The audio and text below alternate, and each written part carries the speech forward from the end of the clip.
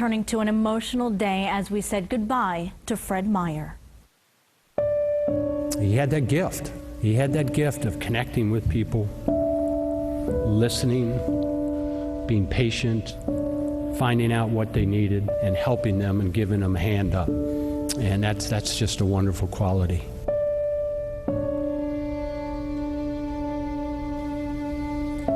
Today's memorial service was held in front of hundreds of invited guests, but broadcast for all who wanted to see. Here's 24 Hour News 8's Leon Hendricks. As funeral services of heavy hitters go, this one seemed simple. A few hundred guests and a larger-than-life photo of the face of the man who changed the face of an industry and a city. It seemed as though everything he had he wanted to give a piece of to everyone else, like the Frederick Meijer Gardens, which in part began with a collection of sculptures. It is especially noteworthy that this collecting from the very beginning was done for a public purpose. He never collected art to build a private collection.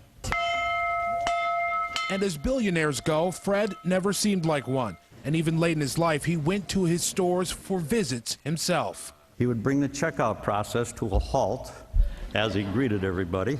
And as he walked away, everybody in that checkout area would have a smile on their face. That was Fred. Among those honoring his life, the son of the late President Gerald R. Ford, whose mother, Betty Ford, died this year as well. What a blessing. What a blessing that you got to spend one more Thanksgiving with your dad. And I can tell you from Mom and Dad, if they were standing here today, they will never be able to thank him for his generosity of helping Dad put that museum and library together to celebrate my father's legacy. Meijer seemed to have an impact on plenty of Grand Rapids' major initiatives, from healthcare on the Medical Mile to the things that beautify everyday life for so many. And Fred seemed to like being out among those who enjoyed what he helped to make reality. After we planned each project, Fred would turn to me and say, "David, will I live long enough to see this through?" Of course, I always answered, sure, Fred, you will." He would smile and say, "Yeah, well, if you're wrong, I guess I'll never be able to hold you to it." Fred was the leader with an upbeat attitude, and he made bad days better. He made good days great. And those days will, no doubt, long continue after Fred's days with all of us. You lift me up to be more than I can be. Thank you, Fred. We love you. Leon Hendricks, 24 Hour News 8. 24 Hour News 8's Joe LaFergie was outside Sunshine Church today during the memorial service, getting reaction from guests.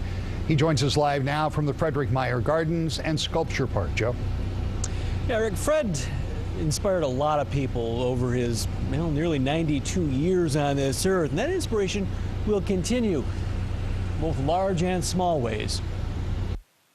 Over 1,000 invited guests turned out to honor Fred Meijer, people who've made their own mark in their field of endeavor, and some who hope to do the same in the future, encouraged by Fred's legacy. He's really an inspiration for us to really give back to the community, use what we've been given, and help other people. Evan Crane is a sophomore in Grand Valley State University's Frederick Meijer Honors College.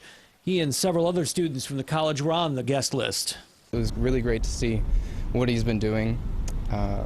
And I'm sure everyone else learned a little bit from like Steve Ford and Earl Holton. Yeah, I think they took away both that you could be a very great success and yet be a real humanitarian at the same time.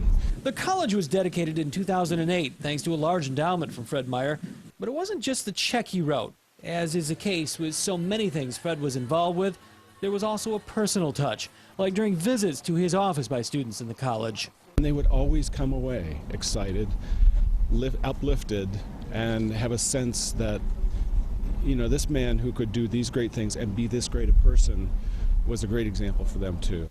And today's service was an inspiration. There were the speakers who told of a life well lived, and guests were handed a wrapped windmill cookie. In that package, a purple cow certificate, the piece of paper that guarantees the bearer a free ice cream cone at a Meijer store. It was Fred Meijer's calling card for years. They knew that the Honors College was endowed by him but how many areas and ways that he touched people, I don't think was entirely clear to them. Possibly will be after today. Now, Fred has been interred here at his garden and sculpture park. It'll reopen tomorrow to the public. Live in Grand Rapids Township, Joe LaFurgey, 24 Hour News 8.